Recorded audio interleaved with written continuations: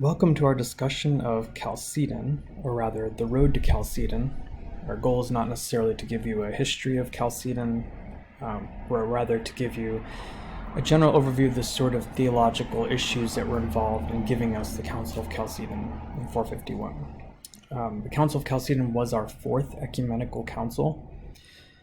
Whether Eastern Orthodox, Roman Catholic, or Protestant, Christians everywhere have affirmed Chalcedon since 451, right? Obviously, those divisions didn't come into play until various later points, but Christians continue to uphold them. What's going on at Chalcedon? Well, with the previous two, or rather the first and the second ecumenical councils, the issue was primarily Trinitarian concerns, and this one doesn't go far from it, but it's now thinking specifically about different sorts of controversies that arose with regard to the person of Jesus himself. And the sorts of things that the church was trying to affirm was, what is it that we can say when we look at this biblical narrative? So my graphic here is meant to give you just that, the biblical narrative. So as you look at what I've given you here, we're moving from this crude drawing, forgive me, but this crude drawing that begins with creation. So this is attempting to say that God speaks. And as we move from God speaks, we ultimately get to the fall. The fall opens up into a large narrative that ultimately culminates in the birth and life and death and ultimately resurrection of Jesus Christ, which brings about the coming of the church. And we live in this period of the church age here.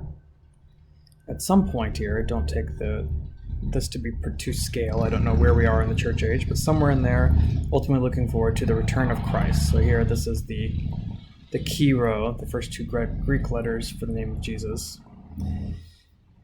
Well, what the church was trying to determine was, what are those judgments? And there was three primary judgments that they were wishing to affirm as those things that made the most sense of the biblical narrative. Those things that brought about the logic of the biblical narrative. So we've talked in the past about the importance of narrative grounding ontology. What are those ontological judgments that arrive out of that narrative? These are general ones, right? They're not trying to say too much, but the first one there is Jesus Christ is truly and fully human. The second, like it, Jesus Christ is truly and fully God. And the third one, bringing them together, the deity and humanity of Jesus Christ are truly and fully united in his one person. So these are what the church deemed from all over the different manifestations of the church as important. Now, what entered in were a series of four major heresies. I don't want to spend too much time talking about adoptionism, nor do I want to talk about the large histories and sort of the technicalities going on. This is more a sketch, but adoptionism came into play with Trinitarian heresies. So you may recall these, where adoptionism is primarily referring to that heresy wherein we have God in a Jesus suit. So there's the divine Logos who enters into the Jesus suit, who already exists, and takes over the Jesus suit for a while. And when the time comes to abandon it, then the divine Logos abandons it, or the divine Son abandons that Jesus suit. So there's no true unity at play there. The Jesus Christ that we know, in the case of adoptionism, isn't really truly and fully God and truly fully human and not truly fully united in that one person. That one should be pretty apparent, but obviously what's going on there is we can speak in terms of the movement of God's love, where creation is a movement of God's love and redemption is that movement of God's love that shows the fullness of his love, that he pursues us even though we've rejected him. Well, in the case of adoptionism, the pursuit of that love is incomplete because you don't have that union of the love of God in the person of the Son joined to the ones who are that chief actor bringing about the need for redemption, humanity. Apollinarianism is a lot more sophisticated in that it's actually trying to work through the dynamics we have above of truly and fully God, truly and fully human, and truly and fully united in the one person of Jesus Christ. The trouble that came in with Apollinarianism, named after Apollinarius, a bishop from Alexandria, was that he took this tripart understanding of the humanity, or of humanity in general, which was that you have Humans made up of body, soul, and spirit. Now, it doesn't really matter whether you want to follow that tripartite model. The key move that came into trouble here for Apollinarius is that he took that tripart humanity and he substituted out soul with divine logos. So what we have in Jesus is the body of a human and the spirit of a human, but we have the divine logos here of the Holy One. So there's the Kiro again. Well, as you can imagine, this ruffled some feathers. It was an attempt to be creative, right? It's him trying to work out metaphysically what's going on. But the problem was that it seemed to undermine one of those key judgments that were attempted to make sense of the biblical narrative, right? Where the narrative comes first. And in this case, we can see here, we don't really truly fully have humanity. So whatever it is you want to say humanity is, however humanity is comprised, something less than humanity is present in the person of Jesus Christ. So if you want to say, take this tripartite model, and soul is important in this tripartite model, and you get rid of soul, well then we have something less than humanity, because we don't have soul. If you wanted a double model here, right, a dipartite model, you could say body and spirit. Well, the Apollinarian heresy would be something akin to saying you have the body of a human, but you have the spirit of the Logos, rather than a human spirit. Same problem. Okay. A third major problem came in the form of Nestorianism. Nestorianism, named after Nestorius, who was a major patriarchate for the church, a major bishop who came from Antioch, one of the major patriarchates, was himself the patriarchate of Constantinople.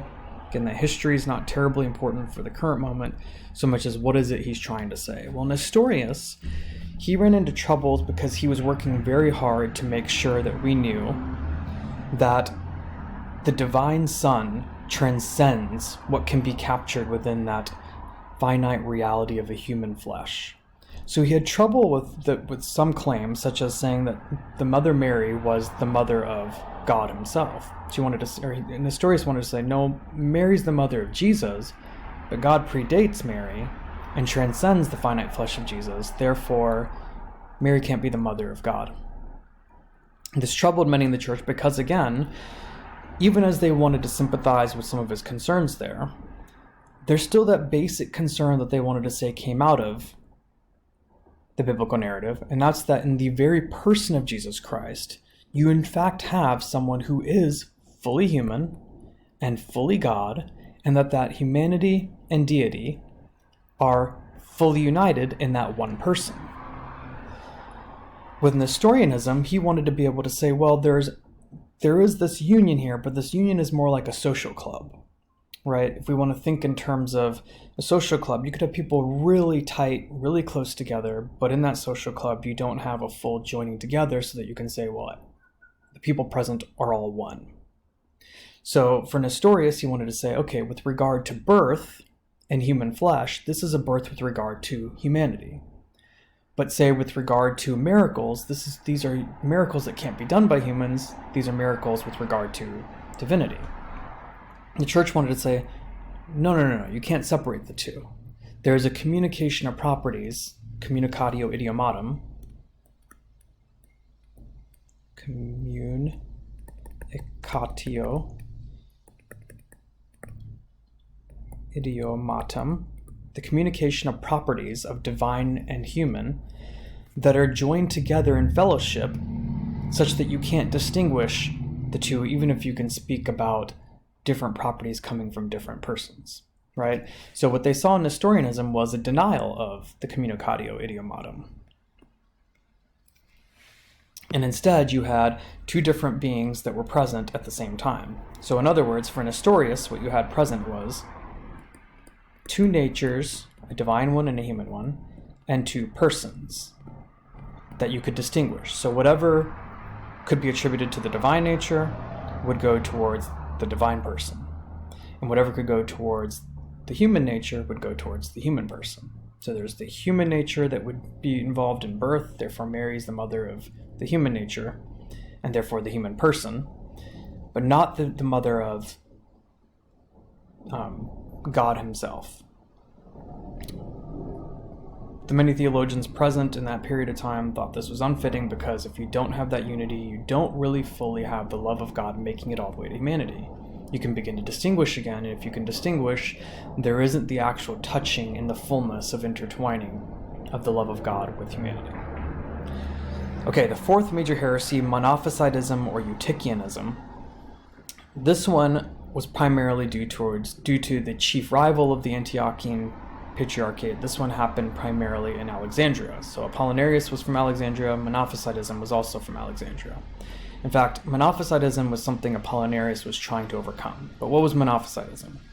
Well, if you break down the word there, it'll basically give the idea. Mono meaning one, physis meaning nature. This was the exact opposite problem of Nestorius. If Nestorius said two natures, two persons, in Monophysitism, which was itself Eutychius's main problem here, you have one nature and one person. Now you can hopefully understand here what the problem was for the church. The church saw this in Trinitarian terms as, again, an incomplete movement, because what you have here is neither a human nor God as we know them. This isn't the God of Israel that we have received to us through the biblical narrative, nor is this humanity as received to us through the descension from Adam, in whatever form you want to understand descension. What we have here is a third new kind of thing.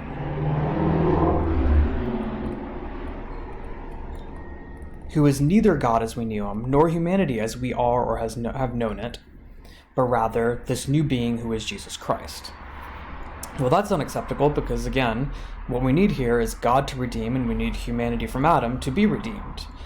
Well, we don't have humanity from Adam anymore, nor do we have the God of Israel who set into motion the biblical narrative, right? This is no longer that same God that's at play here in the biblical narrative that leads us up to Jesus, that makes sense of Jesus. Additionally, you might have problems in terms of Greek philosophy, right, that we've talked about that could be useful here, which is to say, or useful categories, that is to say, that you have a change in God that makes us, or brings forth, a significantly different understanding of who God is. Well, in contradistinction to these four things, what the church wanted to affirm as they arrived at Chalcedon in 451 was the hypostatic union. And in the hypostatic union, what they put forward is that you have the hypostasis of Jesus. There's the Greek word, the transliteration right here. The hypostasis, sometimes using a Y, or the person. You have a singular union in the one person of Jesus Christ of two natures, the divine nature and the human nature, come together. So two natures, divine and human, one person joined together. But this one person that's joined together is without confusion, so as to get rid of the Apollinarian reality, without change, so as to get rid of the Monophysite reality, without division, so as to get rid of the Nestorian reality, and without separation. What they have here is a rather non-specific creedal affirmation. This is what we've called before as a non-inflationary count, meaning they're not trying to say too much, they're rather trying to rule out what they don't want to say. And so they put up these borders here. These borders, you could think of them as the sandbox, and as long as you're able to play within the sandbox, we can now speak of Catholicity. Catholicity just meaning universal. Everyone who's within here belongs to the Catholic Church. Not Catholic as it's tended to be used since the Protestant Reformation. Now understand what's at play here. What was desired here was to be able to make a claim without falling into the errors of trying to be over-specific and then therefore create the same problems that were already created, right? It's an over-specificity that was at play with each of these four main heresies that created a reality in which people were trying to preserve certain kind of ideological claims. What they wanted instead to have here was a perfect communion that could honor that in this perfect communion that is Jesus Christ. We have fully God present, fully human present, but perfectly united in terms of that mixture. So if you're thinking in terms of Brian Bantam, this is the good kind of mixture. It's that mixture that brings about the articulation of humanity through the modality of who God is, and the articulation of God through the modality of what humanity is, without losing either, without creating a third thing. Both are joined together in full fellowship and in full unity, such that the love of God reaches humanity and reaches the particular kind of humanity that we have brought to play from Adam.